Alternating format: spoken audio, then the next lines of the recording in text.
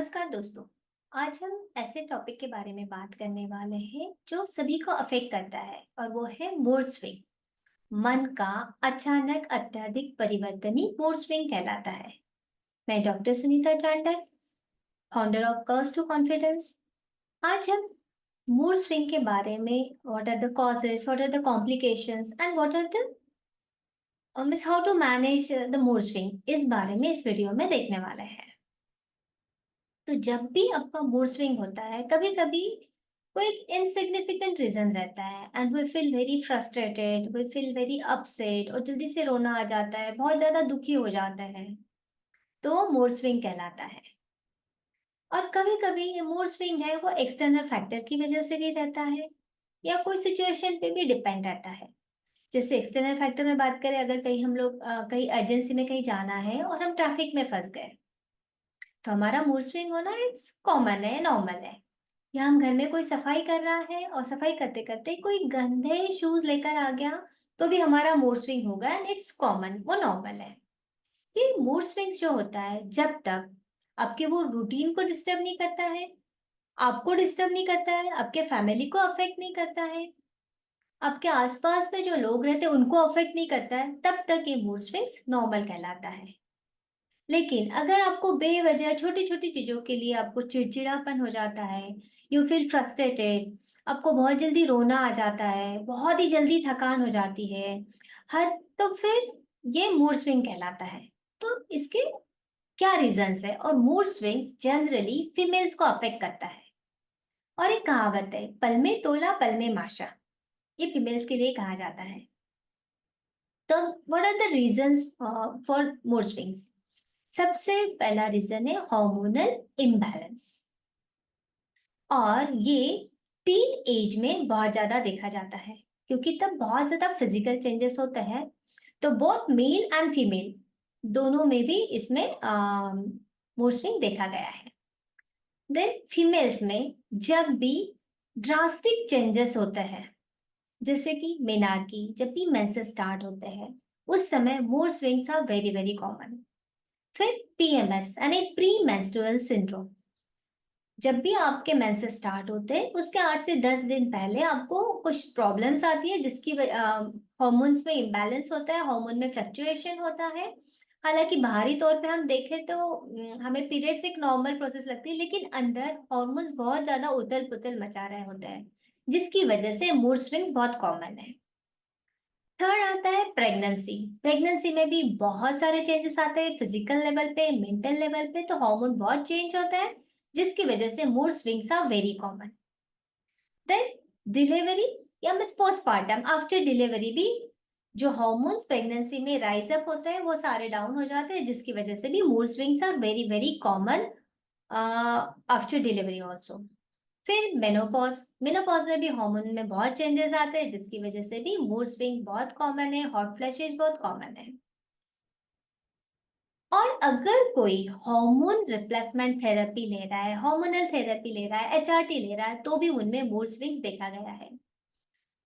और किसी को थायराइड रिलेटेड इश्यूज है, हाइपोथायराइडिज्म है या हाइपरथायराइडिज्म है, तो भी उनमें मूड स्विंग्स बहुत कॉमन देखा गया है, क्योंकि जब भी बॉडी में एक हार्मोन डिस्टर्ब होता है तो सारे हार्मोन्स डिस्टर्ब होते हैं, तो उनमें भी मूड स्विंग्स बहुत ज्यादा कॉमन है। फिर एक फैक्टर है, अगर आप प्रॉपर डाइट नहीं लेते, अनहेल्दी डाइट लेते हैं, तो भी मूड स्विंग्स देखा गया है। या अगर आप बहुत ज्यादा शुगरी फूड खाते हैं तो आपका हार्मोन इम्बैलेंस होता है और जिसकी वजह से मूड स्विंग्स होता है। फिर आता है स्ट्रेस। स्ट्रेस आजकल हर एक के लाइफ में है। कोई बच्चों के एडमिशन को लेके स्ट्रेस लेता है, कोई अपने जॉब को लेके, कोई फैमिली को लेके, इवन कोई फाइनेंशियल ग्रोथ है उसको लेके स्ट्रेस लेता है। और तो हमें ज्यादा स्ट्रेस लेना नहीं है, लेकिन स्ट्रेस को कैसे मैनेज करना है, how to deal with that stress, वो हमें खुद को सीखना होगा। फिर आता है अगर आपकी स्लीप स्लीप अगर आपकी प्रॉपर नहीं है, डिस्टर्ब्ड है, अगर वो 2-3 दिन के लिए डिस्टर्ब है, इट्स ओके, लेकिन अगर आप रेगुलर लॉन्ग टर्म पे आपकी स्लीप डिस्टर्ब है, तो ऑटोमेटिकली वो हॉर्मोन्स में फ्लक्चुएशन होगा।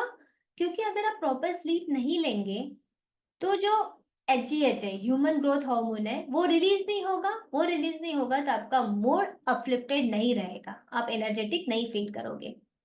इसलिए आपको स्लीप प्रॉपर लेना बहुत जरूरी है। डिस्टर्ब स्लीप रहेंगी तो आपके मूड स्विंग्स होने ही वाला है। फिर आता है सर्टेन मेडिकेशंस, जैसे कि हाइपरटेंसिव ड्रग्स है, एंटी डिप्रेसिव ड्रग्स है, जिसकी वजह से भी मूड स्विंग्स बहुत कॉमन है। और इसके symptoms person to person differ करता है। कभी कभी किसी को बिल्कुल भी भूख नहीं लगती है, कभी कभी बहुत ज्यादा भूख लगती है, बहुत जल्दी से रोना आ जाता है, और मीन्स किसी चीज में मन नहीं लगता, उत्साह नहीं रहता है कुछ भी काम करने का। अब इसके क्या क्या कॉम्प्लिकेशंस हो सकते हैं? अगर आपका भी मूड स्विंग हो रहा है तो आपसे लोग दूरी बनाए रखते हैं, चाहे वो प्रोफेशनल लाइफ में रहो या आपके फैमिली लाइफ में रहो या आपके रिलेटिव्स रहो, वो आपसे सभी लोग दूरी बनाए रखते हैं। उन लोगों को लगता है कि ये पर्सन तो बहुत ज्यादा मूडी है, पता नहीं किस चीज का बुरा मान जाए, कब खफा हो जाए, तो वो लोग आपसे दूरी बनाए रखते हैं। और जब भी आपके मूड स्विंग्स होता है तो फिर आपकी जो डिसीजन मेकिंग कैपेसिटी होती है ना, वो वीक हो जाती है, आपको स्ट्रेस को हैंडल करने की कैपेसिटी कम हो जाती है। और अगर ये मूड स्विंग लॉन्ग टर्म तक रहा तो वो डिप्रेशन की नौबत तक आ जाती है। तो अब इससे हम कैसे डील करें, how to deal with this? सबसे पहले है कि आपको एक्सेप्ट करना है कि yes you are suffering with mood swing.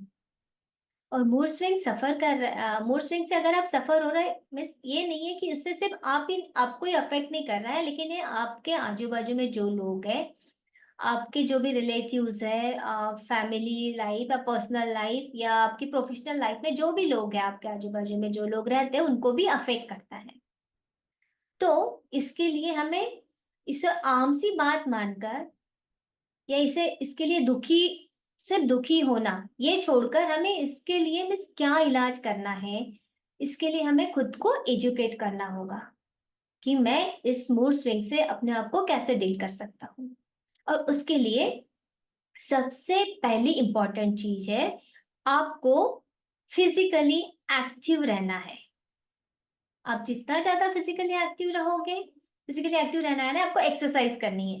जब भी आप एक्सरसाइज करते हो तो एंडोर्फिन्स रिलीज होते हैं, और जब एंडोर्फिन्स रिलीज होते हैं तो क्या होता है, they are feel good hormone. तो आपको बहुत अच्छा लगता है, और एक्सरसाइज करने से आपका ब्लड सर्कुलेशन भी प्रॉपर होता है और आपको नींद भी अच्छी आती है। और generally females due to PMS और पीरियड्स की वजह से एक्सरसाइज मिस ना करने के बहुत सारे बहाने ढूंढती है। लेकिन आप यकीन मानिए, जब भी आप एक्सरसाइज करोगे तो आपका मूड ऑटोमेटिकली और बहुत जल्दी से अपलिफ्ट हो जाता है, आप एनर्जेटिक फील करते हो। तो आपको एक्सरसाइज करना है, आपको योगा करना है, योगा से आपको बहुत अच्छा लगेगा। आप मेंटली भी और फिजिकल लेवल, दोनों लेवल पे योगा आपको बैलेंस करने में, मूड अपलिफ्ट करने में हेल्प करता है। योगा में आप पादहस्तासन, मिस forward pose, cobra pose, even Surya Namaskar जब आप डेली करते हो तो, सूर्य नमस्कार तो एक ऐसी आसना की सीरीज है जिससे आपका right and left brain balance होता है। और how to deal with your mood stability के लिए भी सूर्य नमस्कार आपको बहुत ज्यादा हेल्प करता है। उसके बाद में अगर फिर भी होता है कभी कभी कि आपका कुछ करने का मूड नहीं है, एक्सरसाइज करने का मूड नहीं है, या बाहर जाके जिम में जाने का मूड नहीं है, तो आप सिंपल म्यूजिक ऑन कीजिए और घर पे ही जुम्बा कीजिए और डांस कीजिए।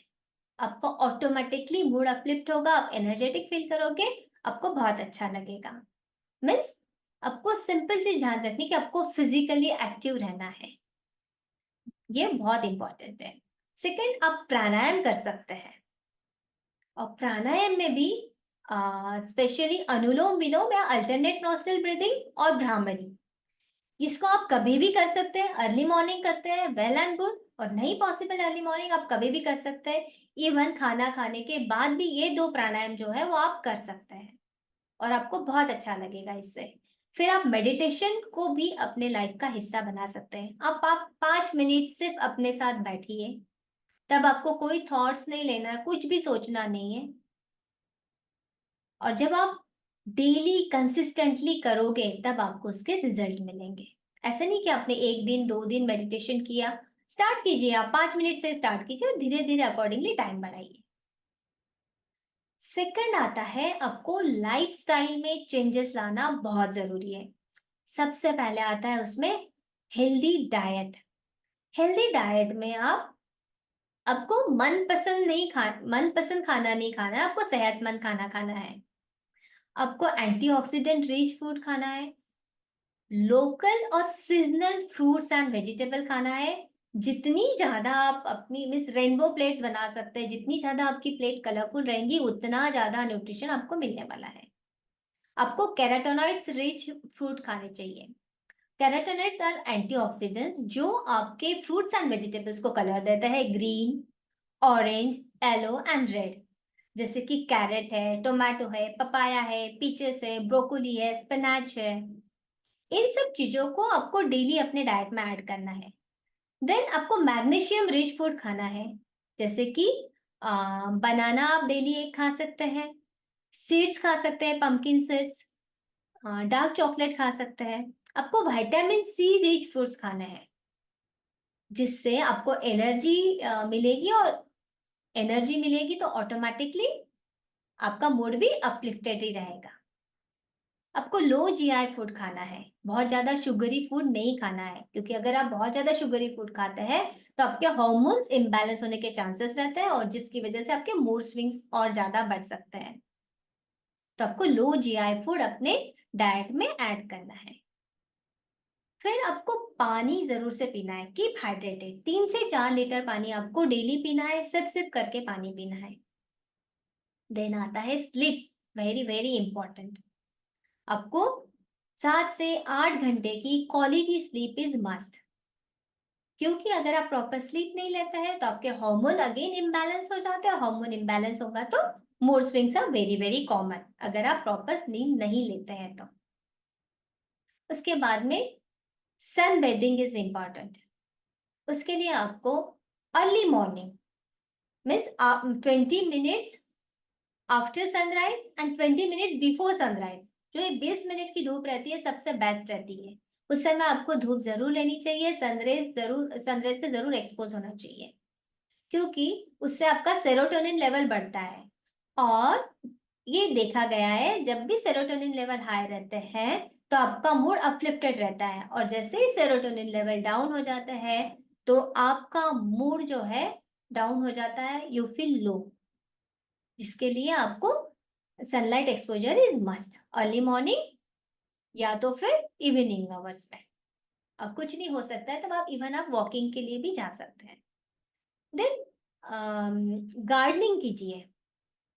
गार्डनिंग जब आप करोगे और नेचर के साथ जब कांटेक्ट में रहोगे तो आपको बहुत अच्छा लगेगा, आपका मूड ऑटोमेटिकली अपलिफ्ट होगा, यू फील एनर्जेटिक। आपको वो ग्रीनरी देख के बहुत अच्छा, आंखों को एक सुकून मिलता है। इवन आप गार्डन में जाके ग्रीन ग्रास पे अगर बेयर फुट चलते हैं तो वो उसका भी बहुत अच्छा इफेक्ट होता है। फिर आता है एक रिफ्लेक्शन टेक्निक। रिफ्लेक्शन टेक्निक में आप लोग क्या कर सकते हैं, रात में जस्ट सोने के पहले आंखें बंद करके आपको बैठना है, और दिन भर में जो भी आपके साथ हुआ है, जो भी चीजें आपने करी है, वो क्रोनोलॉजिकल ऑर्डर में रिमाइंड करना है अपने डे को। लेकिन यहाँ आपको कोई एनालिटिकल नहीं होना है, आपको कोई जजमेंटल नहीं होना है। आपको दिन भर में जो जो भी अपने एक्टिविटी की वो सोचना है, और जब आप इसकी रेगुलरली प्रैक्टिस करोगे तो आपको पता चलेगा कि कहाँ मेरा मूड अपलिफ्ट हो रहा है, कहाँ मेरी एनर्जी डाउन हो रही है। तो उस हिसाब से आप अपने आप को गाइड कर सकते हैं। फिर आप कुछ अल्टरनेट थेरेपीज है, जैसे एरोमा थेरेपी है, जिसमें कुछ एसेंशियल ऑयल्स है, जैसे कि लेमन ग्रास या ऑरेंज एसेंशियल ऑयल है, उसका मूड पे बहुत अच्छा इफेक्ट होता है। अपने हॉबीज के लिए टाइम निकालिए। सभी को कुछ ना कुछ हॉबीज होती है, उसके लिए टाइम निकालिए। अब दिन भर माना कि आप बिजी रहते हैं, लेकिन 15-20 मिनट अपन दिन भर से तो उस हॉबी के लिए आधा घंटा तो दे ही सकता है एटलीस्ट। हो सकती है आपकी वो स्टिचिंग की हैबिट हो, या नीटिंग की हो, राइटिंग की हो, या घर को सजाना हो, या फ्लावर अरेंजमेंट हो, गार्डनिंग हो, what ever it may be. लेकिन अपने हॉबी को आप टाइम दीजिए, क्योंकि जितना ज्यादा आप एंगेज रहोगे ना तो दूसरी चीजों पे आपका मन ही नहीं जाएगा, और आपका मूड ऑटोमेटिकली अच्छा ही रहेगा। और फिर कभी-कभी आपको लगता है मिस जो भी खुशनुमा पल है आपके उनको याद कीजिए। आप एल्बम का सहारा ले सकते हैं। आप म्यूज़िक सुन सकते हैं, अच्छा म्यूज़िक। और आप मीन्स कभी बहुत ज़्यादा मूड अपलिफ्ट है तो आप मीन्स डाउन है तो आप सिंपल है गुनगुने पानी से या ठंडे पानी से नहा लीजिए तो आपको बहुत अच्छा लगेगा। और लास्ट एंड नॉट लिस्ट सबसे बढ़िया है कि आपको स्माइल करना है। जैसे ही आप स्माइल करते हैं तो आपकी जो फेशियल मसल्स है वो चेंज होती है। और वो जब चेंज होती है तो ऑटोमेटिकली ब्रेन तक सिग्नल पहुंचता है कि एवरीथिंग इज ऑल फाइन। तो जब भी आप हंसते हैं ना, मुस्कुराते हैं, तो इसका फायदा आपके शरीर के साथ साथ आपके मन को भी मिलता है। और जैसे ही आप मुस्कुराते हैं आपको खुद को भी अपलिफ्टेड और मूड अच्छा लगता है और सामने वाले को भी अच्छा लगता है। और एक चीज कि आपको निगेटिव लोगों से दूरी बनाए रखना है। क्योंकि कुछ लोग होते हैं जिनके साथ हम रह के हम अपने आप को भी मिस हमारा मूड अच्छा होने की जगह और खराब होता है। क्योंकि उनका नेचर ही ऐसे होता है तो उन लोगों से हमें दूरी बनाए रखना है। और उन लोगों के साथ हमें ज्यादा रहना है जो हमें खुश देखना चाहते हैं या हमें हेल्प करना चाहते हैं। और क्वालिटी टाइम स्पेंड कीजिए अपने बच्चों के साथ, अपने फैमिली मेंबर्स के साथ, अपने लव्ड वंस के साथ। तो आपको अच्छा ही लगेगा। तो इस तरीके से मिस बहुत सिंपल सिंपल टेक्निक से हम हमारा मूड हर समय अपलिफ्ट कर सकते हैं। सिंपल है, आपको हाइड्रेटेड रहना है, आपको एक्सरसाइज जरूर करनी है, सन बेदिंग करनी है, अपने हॉबीज को टाइम देना है और हेल्दी न्यूट्रिशियस फूड आपको लेना है।